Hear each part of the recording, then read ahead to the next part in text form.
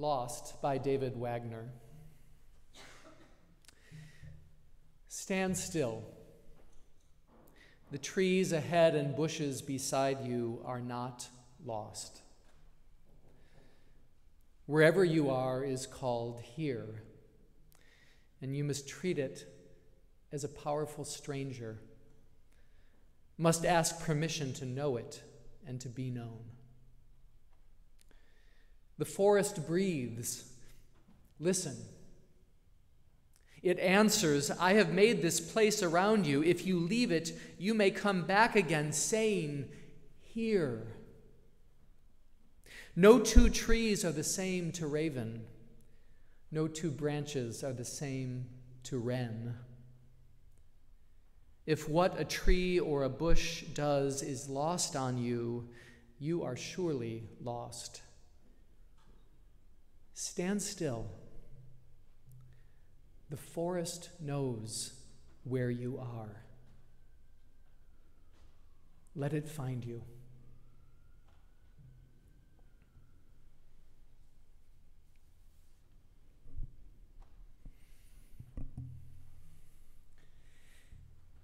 Have you ever been lost? Not lost as in, you're in the car and you made a wrong turn and you need a map. Not that kind of lost. I mean, have you ever felt like you lost your way in life? Maybe you lost a job, or changed careers, or retired. Maybe your kids grew up and moved away on you. Maybe illness or injury upended the life you once knew. Maybe a loved one died. There are times when our once familiar lives suddenly feel strange and alien to us. And like Dorothy in The Wizard of Oz, it's as if a tornado has swept through our world and tossed us about, and now we find ourselves in a strange land on a strange path, going who knows where.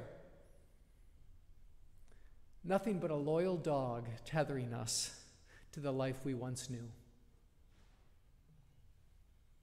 Ever been lost? I have. Some of you know that 3 years ago I completed a 20-year ministry at All Souls Church in Washington, D.C. For 2 decades, my ministry at All Souls was at the center of my life and identity. I arrived there when I was just 29 years old, fresh out of seminary. My first Sunday there was September 9th, 2001, 2 days before the 9/11 attacks on D.C. and New York. That was a moment I sure felt lost. But out of the crisis of 9/11, the All Souls congregation and I forged a strong and loving bond, and from that love, a beautiful shared ministry blossomed and grew. For 20 years of my life, I knew deep down in my bones that I was doing exactly what I wanted and needed to be doing. I knew I was exactly where I was supposed to be. And I experienced that sense of rightness, that sense of having found my place as a kind of grace. Because it wasn't something I could have predicted or made happen on my own. It was a gift that I'd received. Merited or not, grace always comes to us as a gift. That's why they call it amazing. But then one day, a few years back, I woke up and I knew that it was time for me to go, to leave All Souls. After 20 years, I needed a change, and the congregation needed a new minister to lead them into the future. I knew I was done at All Souls, you see, but the problem was I had no idea what I was going to do next. As I was leaving, I made a plan to take a year off to write and retreat and discern a path forward. But before I left, the pandemic hit. And not only didn't I get that year of thoughtful discernment, I never had an opportunity to hug the folks at All Souls goodbye. After 20 years, we said goodbye to each other on Zoom. Quarantined from friends and family, separated from a church community I loved, suddenly my life felt unfamiliar and small. I was grieving, I was adrift, I was lost. Maybe you can recall a time in your life when you felt like that. Maybe you're feeling like that right now. I found myself thinking about the line from Amazing Grace, the one that goes, I once was lost, but now am found. Amazing Grace. You know, in that memorable line from one of the world's most beloved hymns, grace was forever defined for me as the state of having once been lost, but then found. But I was having the exact opposite experience. I once was found. I said to myself, but now I'm lost. And where's the grace in that, I wondered. Where's the grace for those of us who haven't been found?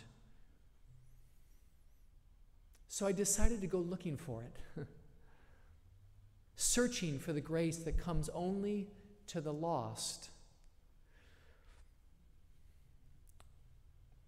And this morning, I just want to share a little bit about what I've discovered along the way.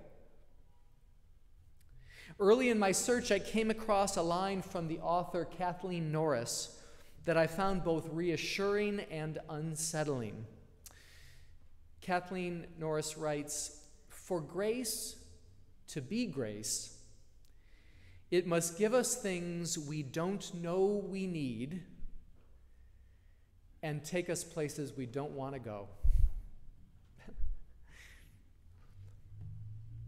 I wasn't sure how I felt about that line. On the one hand, I appreciate that Norris describes grace as a state of dislocation, of being lost rather than found.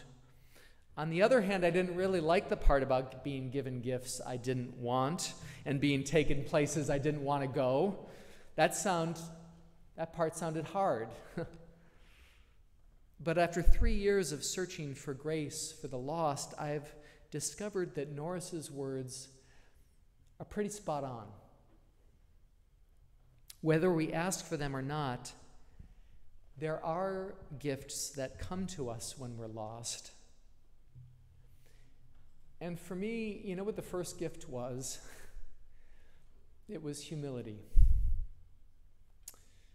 You see, when things are going really well, I find that I sometimes fall into a kind of spiritual pride.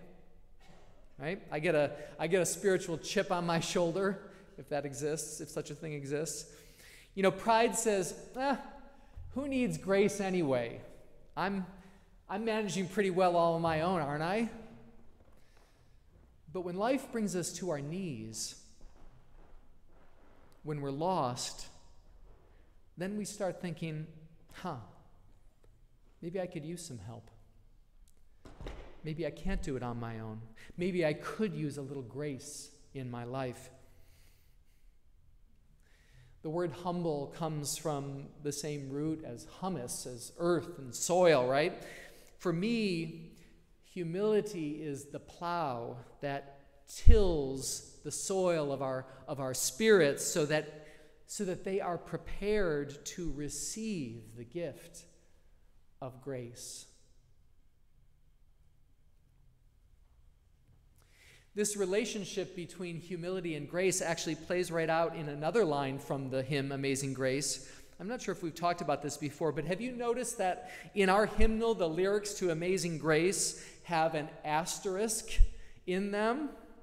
You'll have to check that out, Mr. Lloyd. It's number 205. It's different in our hymnal. I don't want to surprise you. It's right there in the first line. It says, "Amazing grace, how sweet the sound that saved a wretch, asterisk, like me." And at the bottom of the page, the asterisk suggests the word soul as a possible replacement for the word wretch. Now, I'll spare you the centuries-long theological debate that gave rise to that little asterisk.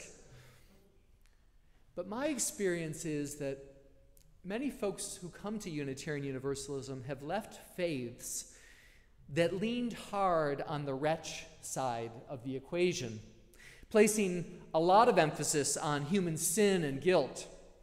Folks came here seeking a faith that paid more attention to the soul side of the debate, to human goodness and possibility. But having finally found a church where they could sing soul instead of wretch, I found that folks nonetheless can't quite get rid of this nagging sense that something about the word wretch rings true. Turns out wretch comes from an old English word meaning exile. One who is separated from one's home. One who's lost.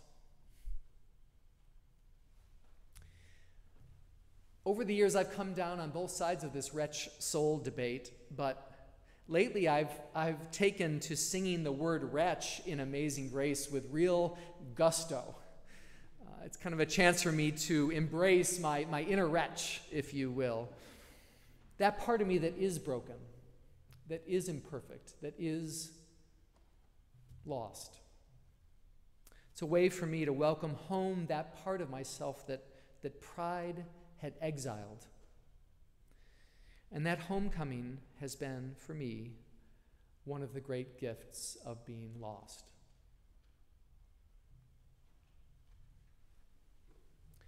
But I've also been blessed to discover that being lost can, among other things, be an experience of freedom and possibility.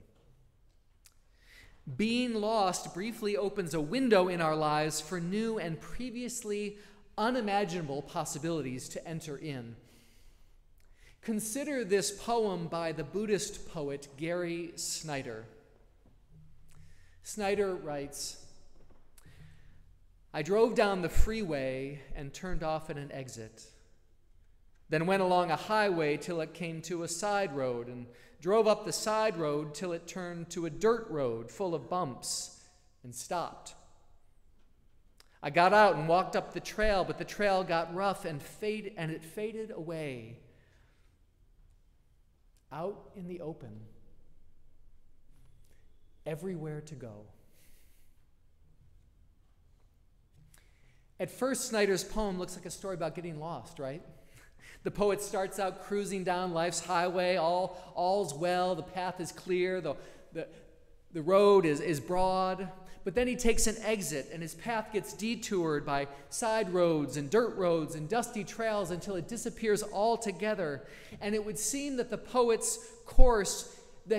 journey has run its course, that he's come to a dead end, that he once was found but now is lost. But that's when Snyder turns the poem on its head and surprises us with that final line, out in the open, everywhere to go. For Snyder, the end of the road is no dead end at all. It's a place of freedom and possibility. Friends, there have been times over these last 3 years, and there still are, when I have experienced being lost as a dead end. But slowly I'm learning to trust that it can be a place of freedom and possibility, a place of new beginnings. Make no mistake about it, it's an uncomfortable place to be.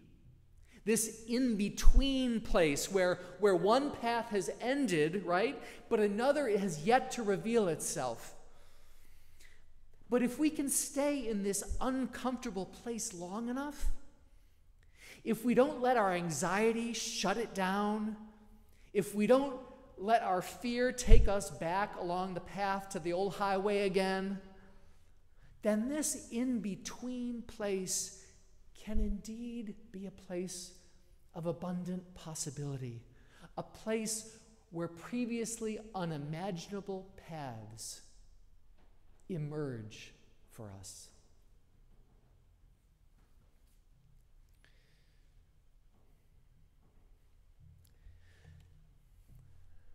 Look, you can probably tell that this is a pretty personal sermon for me.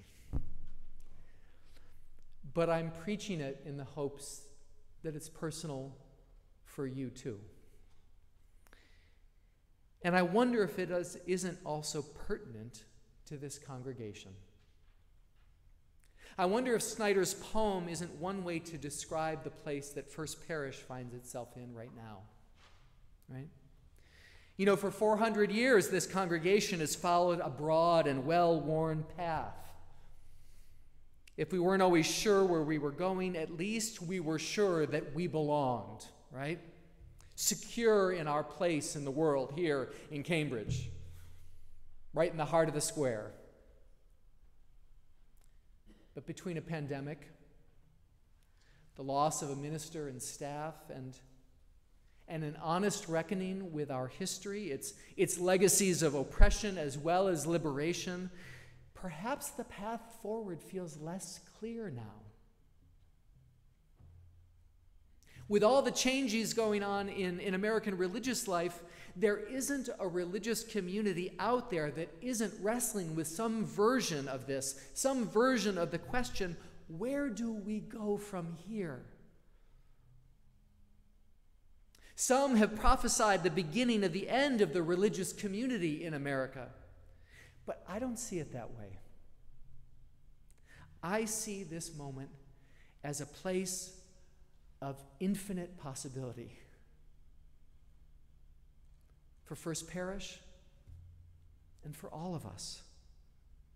A time to reckon where we've been and to find a creative and liberating path forward. It's a gift, this in-between time. A gift of grace. You know, in the end, friends, let's face it, we are souls and wretches both. We are lost and found all at the same time and for all of our lives. And in the end, my prayer for all of us is that in the midst of it all, we might all discover a grace that really does live up to its name. Amazing. Amen.